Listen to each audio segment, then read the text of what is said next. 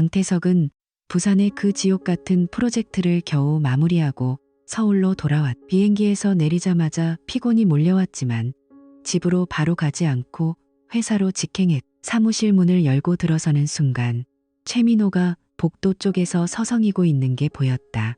평소처럼 밝게 손을 흔들며 인사할 줄 알았는데 민호의 얼굴은 창백하고 눈동자가 흔들리고 있었다. 민호는 주변을 한번 살피더니 태석의 팔을 잡아 조용한 회의실로 데려갔. 문을 잠그고 나서도 한참 동안 말을 꺼내지 못했. 손가락으로 탁자를 톡톡 두드리며 망설이다가 겨우 입을 열었다.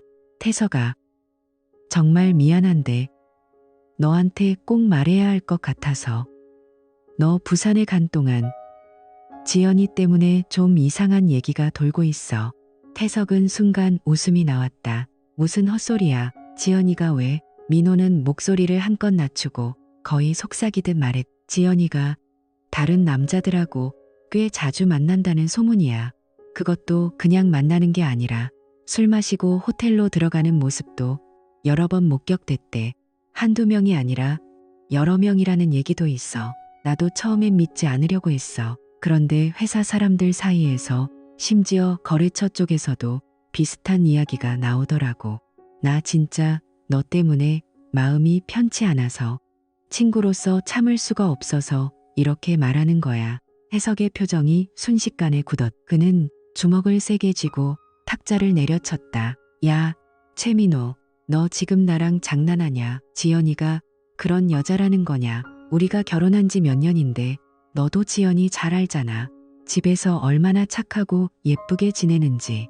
또 그런 말 하면 진짜 한 대 칠 거야. 입 다물어. 민호는 고개를 숙인 채 한숨을 내쉬었. 나도 믿기 싫어. 정말이야. 그런데 소문이 너무 구체적이어서 그냥 모르는 척하기가 힘들었어. 너한테 미안하지만 그래도 알아야 할 것 같아서. 태석은 더 이상 듣고 싶지 않았다. 그는 벌떡 일어나 회의실 문을 거칠게 열고 나왔. 복도를 걸으면서도 가슴이 답답했다. 민호의 말이 머릿속에서 계속 맴돌았다. 지연이가 다른 남자들하고 호텔로.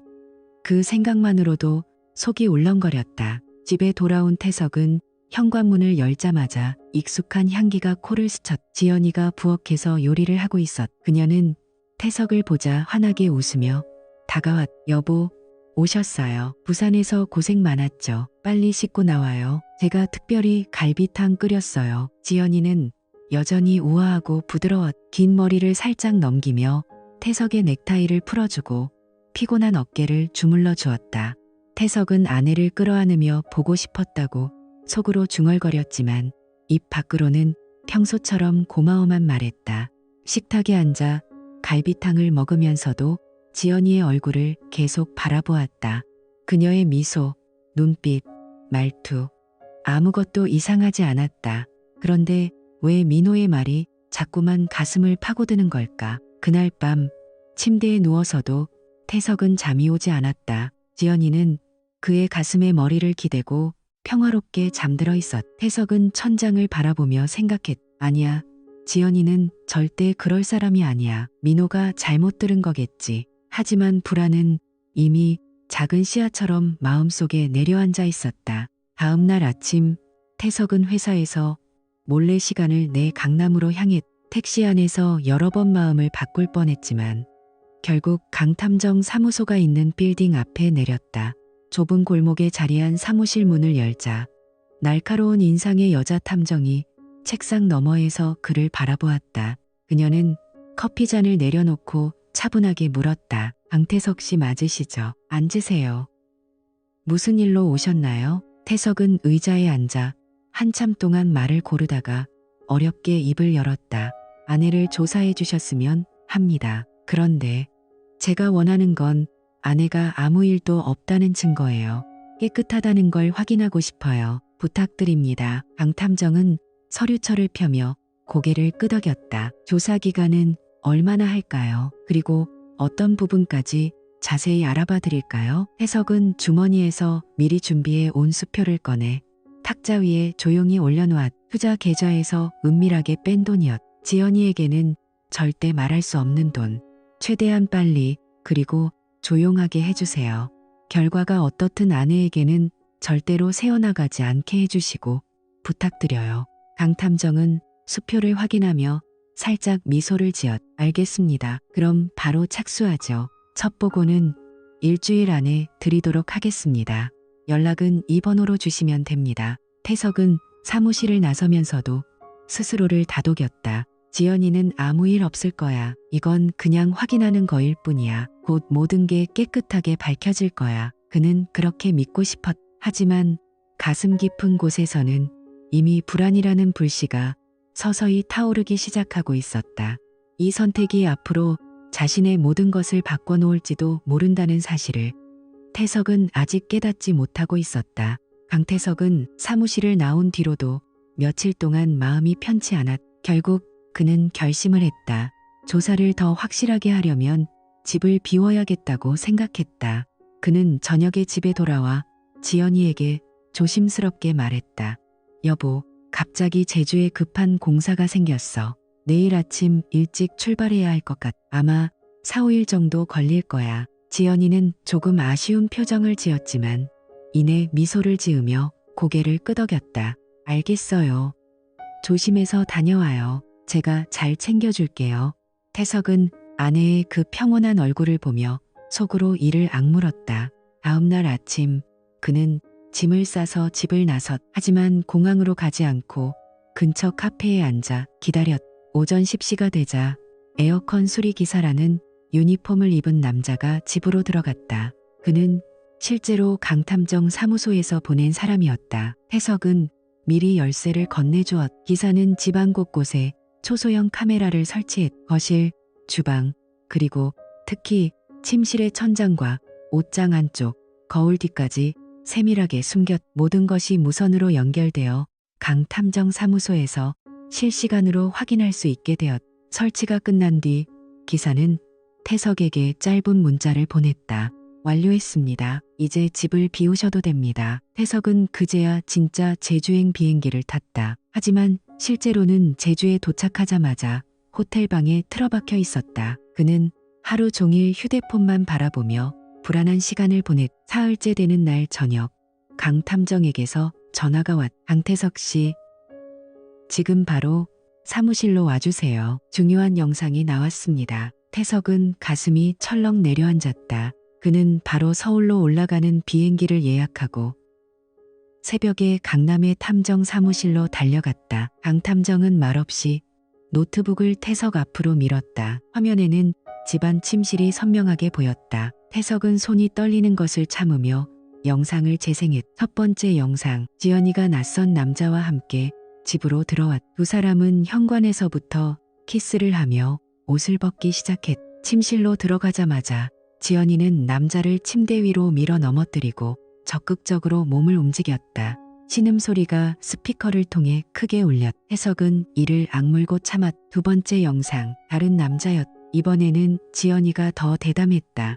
그녀는 남자의 목에 팔을 감고 더 세게 라고 속삭이며 몸을 흔들었다. 침대 시트가 구겨지고 땀이 흘러내리는 모습까지 고스란히 담겨 있었다. 세 번째 영상, 태석은 여기서 숨이 멎을 뻔했다. 그 남자는 바로 이도진이었다. 지연이의 새로 부임한 상사. 회사에서 최근 승진한 그 남자. 이도진은 지연이를 침대에 눕히고 그녀의 다리를 벌리며 거칠게 들어갔다. 지연이는 눈을 감고 크게 신음하며 그의 등을 할퀴었. 도진 씨. 아, 좋아요. 더 깊게. 이도진은 숨을 헐떡이며 웃었다. 너 진짜 미쳤어. 남편이 출장 간 틈을 타서 이렇게까지 하다니. 지연이는 그의 허리를 다리로 감으며 대답했. 여보가 없으니까 더 신나요. 빨리. 나 지금 미칠 것 같아. 강탐정은 조용히 말했. 일주일 동안 총 3명의 남자를 데려왔습니다. 그중 이도진이 가장 자주 왔어요. 거의 매일 밤이었죠. 지연 씨는 중증 성중독 증세를 보이고 있습니다. 카메라에 잡힌 영상만 해도 7개가 넘어요. 태석은 화면을 보며 주먹을 꽉 쥐었. 손톱이 손바닥을 파고들 만큼 세게. 눈앞이 캄캄해지고 가슴이 터질 것처럼 아팠다. 믿었던 아내가 매일 밤 자신에게 사랑해요라고 속삭이던 여자가 바로 이 침대에서 다른 남자들과 그렇게 뒹굴고 있었다. 그는 노트북을 세게 닫았. 목소리가 갈라져 나왔다. 이 새끼들, 지연이 2년. 강탐정은 차분하게 물었다. 어떻게 하시겠습니까? 더 자세한 증거가 필요하시면 계속 감시하겠습니다. 아니면 지금 당장 경찰에 넘길까요? 해석은 한참 동안 아무 말도 하지 못했다. 분노와 배신감, 슬픔이 뒤섞여 머릿속이 하얘졌다. 그는 겨우 입을 열었. 계속 감시해주세요. 이도진에 대해서도 더 자세히 알아봐 주시고, 그리고 아직은 아무것도 하지 마세요. 제가 결정할게요. 그는 사무실을 나서며 벽에 기대어 숨을 골랐다. 다리가 후들거렸다. 집으로 돌아가고 싶지 않았. 그 침대, 그 집, 그 모든 것이 이제는 역겹게 느껴졌. 지연이의 웃는 얼굴이 떠올랐다. 그리고 그 웃는 얼굴 아래 다른 남자 위에서 허리를 흔들던 모습이 겹쳐 보였다. 태석은 주먹으로 자신의 허벅지를 세게 내리쳤다. 이제 시작이었. 그의 복수, 그리고 진실이 서서히 드러나기 시작하는 순간이었. 강태석은 그날 밤 집으로 돌아가지 않았다. 호텔 방에서 새벽까지 앉아 있다가 아침이 되자 결심을 굳혔다. 서두르지 않기로, 지연이에게 아무것도 티내지 않기로. 완벽한 복수를 위해서는 완벽한 연기가 필요했. 다음 날 저녁, 그는 평소처럼 집으로 돌아갔. 문을 열자 지연이가 현관으로 달려나왔다. 여보, 제주에서 일찍 끝났어요. 피곤할 텐데. 해석은 미소를 지으며 아내를 끌어안았. 부드럽게 등을 쓰다듬으며 말했다. 응, 일정이 빨리 끝나서 다행이야. 보고 싶었어. 그는 지연이의 머리카락을 쓰다듬고 그녀가 좋아하는 목소리로 속삭였다. 오늘 저녁에 뭐 먹을까? 내가 맛있는 거 사올게. 지연이는 그의 품에 기대며 행복한 듯 웃었. 해석은 속으로 이를 갈았지만 얼굴에는 한 점의 티도 내지 않았. 그날부터 그는 완벽한 남편이 되었. 출근 전에는 커피를 타주고 퇴근 후에는 꽃을 사들고 왔다. 밤에는 지연이를 안아주며 사랑해라고 속삭였. 지연이는 점점 더 방심했. 해석이 모든 것을 알고 있다는 사실을 꿈에도 모른 채 주말에는 이도진에게 전화를 걸어 몰래 만나기도 했다. 한편 태석은 낮에는 회사에서, 밤에는 몰래 움직였. 그는 먼저 서울에서 가장 유명한 이혼 전문 변호사를 찾아갔다. 최고급 사무실에서 변호사는 서류를 넘기며 말했. 강태석 씨, 증거가 아주 확실하네요. 재산 분할에서 불리하지 않게 최대한 챙겨드리겠습니다. 하지만 서두르지 마세요. 지금은 아내가 아무것도 모르게 움직이는 게 중요합니다. 해석은 고개를 끄덕였. 그는 은행에 들러 투자 계좌와 공동 계좌를 조용히 분리했. 지연이의 이름으로 된 카드의 한도를 낮추고 몇 개는 아예 정지시켰다. 집에 있는 고가의 시계, 명품 가방, 자신의 귀중품들은 조금씩 빼내서 안전한 곳으로 옮겼다.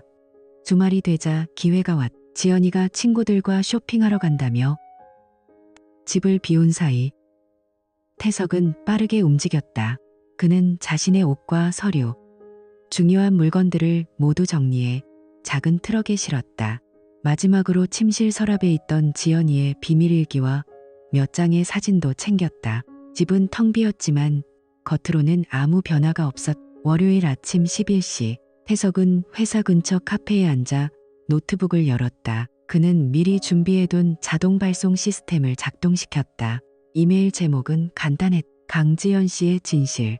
첨부 파일에는 침실 영상 중 일부가 들어있었다. 얼굴은 모자이크 처리되어 법적으로 문제가 없도록 했지만 상황은 누구나 알 수 있게 선명했. 수신자는 양가 부모님, 친척들, 회사 동료들, 그리고 뮤추얼 프렌즈까지 총 87명이었다. 같은 시각 지연이는 회사에서 회의 중이었다. 갑자기 휴대폰이 미친 듯이 울리기 시작했다. 메시지, 전화, 이메일이 쏟아졌다. 그녀는 화면을 확인하다가 얼굴이 하얗게 질렸. 동료들이 그녀를 이상하게 바라보기 시작했. 그때 법원 직원이 사무실로 들어왔. 그는 지연이 앞에 서류를 내밀었다. 강지연 씨 되시죠? 강태석 씨로부터 이혼 소장입니다. 오늘부로 송달되었습니다. 지연이는 다리가 풀려 의자에 주저앉았. 손이 떨려 서류를 제대로 들 수도 없었. 주변에서 속삭이는 소리가 들려왔. 저게 지연 씨야. 진짜야. 태석은 그 모든 것을 멀리서 지켜보고 있었다. 그는 아직 끝내지 않았. 오후 2시 그는 배달 기사 유니폼으로 갈아입고 모자를 깊게 눌렀었다. 한수진이 일하는 회사 빌딩으로 들어갔. 수진은 한수진. 바로 이도진의 아내였다. 그는 프론트에 한수진 씨에게 전달할 긴급 서류입니다. 라고 말하고 직접 12층 사무실로 올라갔다. 한수진은 책상에 앉아 있다가 갑자기 나타난 배달원을 이상하게 바라보았. 저한테요. 태석은 봉투를 조용히 내밀며 낮은 목소리로 말했. 열어보세요. 남편분에 관한 겁니다. 수진이 봉투를 열자 안에서 사진과 USB 그리고 간단한 메모가 나왔다. 사진에는 이도진이 지연이와 침대에서 엉켜있는 모습이 있었다. 수진의 얼굴이 순간 일그러졌. 눈물이 터지려는 순간 태석은 조용히 말했다. 울지 마세요. 울면 당신만 손해예요. 당신은 예쁘고 아직 젊어요. 딸도 있잖아요. 지금 울고불고 하면 그 남자가 더 좋아할 거예요. 대신 변호사 찾아가세요. 증거는 충분합니다. 법으로 제대로 받아내세요. 당신같이 떨어뜨리지 말고요. 수지는 눈물을 참으며 고개를 들었. 태석은 모자를 살짝 들어올리며 말했. 저는 그냥 진실을 전달하는 사람입니다. 힘내세요. 그는 그대로 몸을 돌려 사무실을 빠져나왔. 뒤에서 수진이 울음을 삼키는 소리가 들렸지만 그는 뒤돌아보지 않았다. 택시를 타고 가면서 태석은 창밖을 바라보았. 가슴은 여전히 아팠지만 동시에 시원했다. 지연이는 지금쯤 집으로 돌아가 텅 빈 집과 쏟아지는 전화에 정신을 못 차리고 있을 터였다. 이도진은 회사에서 난리가 났을 것이고 한수진은 이제 자신의 인생을 되찾기 위해 움직일 것이다. 태석은 휴대폰을 꺼내 강 탐정에게 문자를 보냈. 이제 다음 단계로 넘어가죠. 그의 복수는 이제 시작에 불과했다. 완벽하게, 차갑게, 그리고 누구도 막을 수 없게. 강태석은 그 모든 일을 끝내고도 집으로 돌아가지 않았. 그는 작은 오피스텔로 짐을 옮긴 뒤 조용히 상황을 지켜보았다. 지연이는 그날 오후 회사에서 쫓겨나듯 나왔. 집에 도착한 순간 그녀는 완전히 무너졌다. 현관문이 열려 있었고 안은 텅 비어 있었다. 태석의 옷장, 서랍, 심지어 그의 향수병까지 사라져 있었다. 휴대폰은 계속 울렸다. 부모님, 친척들, 친구들로부터 온 전화와 메시지가 끝없이 쏟아졌다. 네가 어떻게 그럴 수가 있냐. 우리 집안 망신시키고 싶어서 환장했구나. 당장 집에서 나가. 그날 밤 지연이의 아버지가 직접 찾아와 한마디만 던졌다. 너 같은 딸은 없다. 당장 짐 싸서 나가. 지연이는 울면서 애원했지만 부모님은 냉정하게 돌아섰. 다음날 아침 그녀는 겨우 몇 벌의 옷과 가방 하나만 들고 고급 아파트를 나와야 했. 예전에 우아했던 모습은 온데간데 없었다. 얼굴은 부어 있었고 눈은 퉁퉁 부어 있었다. 그녀는 이제 어디로 가야 할지 조차 알 수 없었. 그로부터 이틀 뒤 태석의 휴대폰으로 낯선 번호가 걸려왔다.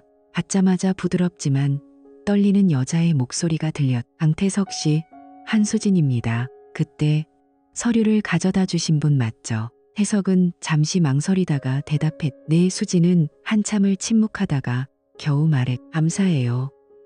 정말 감사해요. 덕분에 제가 정신을 차렸어요. 이도진, 그 사람이 어떤 인간인지 이제야 제대로 알았어요. 딸아이 때문에 참으려고 했는데 이제는 아니에요. 변호사도 이미 선임했어요. 그 후로 두 사람은 가끔 메시지를 주고받았다. 수지는 태석에게 자신의 아픔을 털어놓았고 태석은 조용히 들어주었다. 둘 다 배신당한 상처를 가진 사람이었. 어느 날 저녁 수진이 조심스럽게 물었다. 오늘 시간 되시면 한잔 하실래요? 그냥 이야기만 하고 싶어요. 태석은 거절하지 않았. 그들은 강남의 조용한 바에서 만났. 한 잔, 두 잔이 이어지면서 이야기는 점점 깊어졌. 수지는 눈물을 글썽이며 말했. 저 진짜 힘들었어요. 그런데 당신 덕분에 조금씩 숨을 쉴 수 있게 됐어요. 그날 밤 두 사람은 수진의 집으로 문이 닫히자마자 서로를 끌어안았다. 긴 키스, 거친 숨소리, 그리고 오랜만에 느끼는 따뜻한 체온. 그들은 한 번도 멈추지 않고 밤을 태석은 수진의 부드러운 몸을 안으며 오랜만에 마음이 조금 풀리는 기분이었다. 수진도 그의 가슴에 얼굴을 묻고 조용히 울다가 다시 그를 끌어당겼다. 새벽이 되자 태석은 먼저 눈을 수진은 아직 잠들어 그는 조용히 일어나 거실로 나갔다. 탁자 위에 놓인 사진 액자가 눈에 들어왔다. 사진 속에는 밝게 웃고 있는 어린 소녀가 있었다. 예쁜 리본을 한 머리, 통통한 볼, 그리고 이도진을 꼭 닮은 눈매. 그건 한수진과 이도진의 딸 예린이었다. 태석은 그 사진을 한참 동안 바라보았다. 가슴이 갑자기 무거워졌다. 이 아이의 아버지는 이도진이야. 앞으로 생일 파티, 입학식, 졸업식, 그때마다 나는 이도진을 마주쳐야 할지도 몰라. 생각만 해도 속이 뒤틀렸다. 수진과 계속 만나면 그 증오와 분노가 언제 터질지 알 수 없었다. 그리고 그건 수진과 예린에게도 상처가 될 터였다. 그는 조용히 옷을 수진이 잠에서 깨어나 그를 불렀다. 태석 씨, 어디 가요? 태석은 침대 옆에 앉아 그녀의 손을 목소리는 차갑고 단호했다. 수진 씨, 미안해요. 어젯밤은 정말 좋았어요. 하지만 우리는 계속 만나서는 안 될 것 같아요. 수진의 눈이 커졌다. 갑자기 왜요? 태석은 사진 액자를 가리키며 예린이 때문이에요. 그 아이의 아버지는 이도진이잖아요. 나는 그 인간을 볼 때마다 지금도 속이 끓어요. 만약 우리가 계속 만나면 언젠가 그 증오가 당신과 예린이에게까지 미칠 거예요. 나는 그걸 원하지 않아요. 당신은 좋은 엄마예요. 예린이를 행복하게 해주세요. 수진은 눈물이 그렁그렁해졌다. 태석 씨, 미안해요. 정말 미안해요. 하지만 이게 최선이에요. 태석은 더 이상 아무 말도 하지 않고 문을 열고 뒤에서 수진이 부르는 소리가 들렸지만 그는 돌아보지 계단을 내려오면서 그는 주먹을 꽉 가슴이 아팠지만 후회는 없었다. 그리고 그는 마지막 한 방을 준비했다. 그날 오후 태석은 익명으로 회사에 거대한 파일을 이도진의 모든 검은 기록이었다. 지연이와의 불륜 증거, 다른 여직원들과의 관계 의혹, 심지어 회사 자금을 개인적으로 유용한 흔적까지. 파일은 이사회와 인사팀, 감사팀에 동시에 전달되었다. 다음 날 아침 이도진은 출근하자마자 인사팀으로 호출되었다. 회의실 안에서 그는 모든 증거를 얼굴이 하얗게 질린 채 변명하려 했지만 이미 당신은 즉시 해고입니다. 퇴직금도 없습니다. 법적 조치도 검토 중입니다. 이도진은 보안 요원들에게 끌려나가면서 복도에서 직원들에게 온갖 욕을 들었다. 그의 인생은 그 순간 완전히 끝났다. 태석은 멀리서 그 소식을 들으며 창밖을 복수는 거의 끝났다. 지연이는 사회적으로 매장되었고 이도진은 직장과 명예를 모두 잃었다. 그러나 그는 여전히 마음 한구석이 그는 휴대폰을 들고 한참 동안 수진의 번호를 바라보다가 결국 메시지를 보내지 않고 화면을 껐다. 이게 끝이야. 태석은 그렇게 중얼거리며 새로운 삶을 시작하기 위해 천천히 걸음을 옮겼다. 하지만 상처는 아직 완전히 아물지 강태석은 그날 이후로 한동안 아무 연락도 하지 그는 조용히 일에 몰두하며 시간을 그러나 밤마다 한수진의 따뜻한 체온과 예린이의 사진이 자꾸만 마음을 지우려 애썼지만 쉽지 않았다. 시간이 흘러 1년이 지연이와 이도진은 결국 함께 살기 둘 다 사회적으로 매장된 처지였기에 서로에게 기대며 결혼식을 올렸다. 작은 원룸에서 신혼을 시작했지만 행복은 오래가지 못했다. 이도진은 여전히 실직 상태였고 전처 한수진에게 매달리는 양육비 때문에 빚이 점점 늘어났다. 그는 예전 버릇을 고치지 지연이가 출근한 낮 시간에 다른 여자들을 집으로 데려오고 밤늦게 술 냄새를 풍기며 들어왔다. 지연이는 처음에는 참았지만 곧 모든 것을 알게 되었다. 그녀는 이도진에게 소리를 지르며 따졌. 당신이 나한테 그랬던 거 이제 나한테 똑같이 하는 거예요. 이도진은 코웃음을 치며 대답했다. 너도 나한테 그랬잖아. 이제 와서 뭐가 불만이야. 둘 사이에는 매일 싸움과 욕설이 오갔다. 과거에 서로를 사랑한다고 했던 말들은 이제 독이 되어 돌아왔. 그들은 서로를 묶은 채 점점 더 깊은 수렁으로 빠져들고 있었다. 한편 강태석은 그 1년 동안 여러 여자들과 짧은 만남을 반복했. 몸으로라도 잊어보려 했지만 아무것도 채워지지 않았다. 어느 날 밤 혼자 술을 마시다 문득 깨달았. 내가 아직도 그들에게 잡혀 있는 거구나. 지연이와 이도진 때문에. 그리고 수진이를 포기한 그 선택 때문에. 나는 여전히 과거에 갇혀 있었어. 그는 더 이상 버티지 못하고 휴대폰을 들었. 한수진의 번호를 오랜만에 눌렀. 신호음이 몇 번 가자 익숙한 목소리가 들려왔다. 태석 씨. 태석은 목이 메어 한참을 망설이다가 겨우 말했. 수진 씨, 미안해요.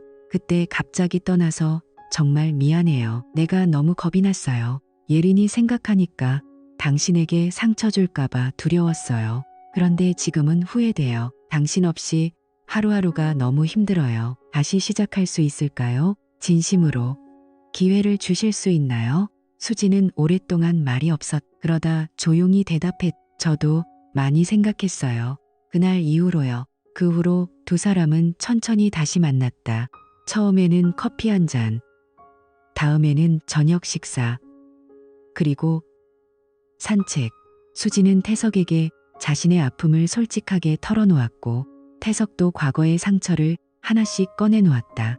서로를 이해하고 위로하고 점점 사랑하게 되었다. 예린이는 처음에 태석을 낯설어 했지만 태석이 진심으로 다가가자 곧 마음을 열었다. 아저씨, 오늘도 같이 놀아줄 거예요 하며 손을 잡아 끌었. 그리고 1년 반 뒤 작은 결혼식이 열렸다. 예린이는 하얀 드레스를 입고 꽃을 들고 앞에서 걸었. 푸른 눈동자로 웃으며 엄마 아빠 예쁘게 해줄게요 라고 외쳤다. 태석은 수진의 손을 잡고 서약했. 평생 당신과 예린이를 지키겠어요. 수진은 눈물을 글썽이며 미소 지었다. 저도 당신을 믿을게요. 몇 년 후 서울의 한 대형 병원 분만실. 수진은 땀으로 흠뻑 젖은 채 힘겹게 숨을 몰아쉬고 있었다. 태석은 그녀의 손을 꼭 잡고 이마에 입을 맞추었다. 수진아, 조금만 더 힘내. 나 여기 있어. 의사가 밝은 목소리로 말했다. 아들입니다. 건강한 남자아이예요. 간호사가 깨끗이 닦은 아기를 수진의 품에 안겨주었. 작은 손과 발, 아직 붉은 얼굴의 아기가 울음을 터뜨렸. 태석은 아내의 이마에 다시 한번 키스하며 속으로 생각했다. 모든 아픔, 배신, 눈물, 다 월시티였어. 그는 수진과 아기를 번갈아 바라보며 진심으로 미소 지었. 과거의 상처는 이제 희미한 흉터로 남아있었다. 지연이와 이도진이 어떻게 살고 있는지 그는 더 이상 궁금하지 않았. 강태석은 이제 진짜로 새 삶을 시작했. 완전하고 따뜻하고 누구도 빼앗을 수 없는 행복 속에서 그는 아들의 작은 손을 잡으며 조용히 중얼거렸. 고마워. 다 고마워.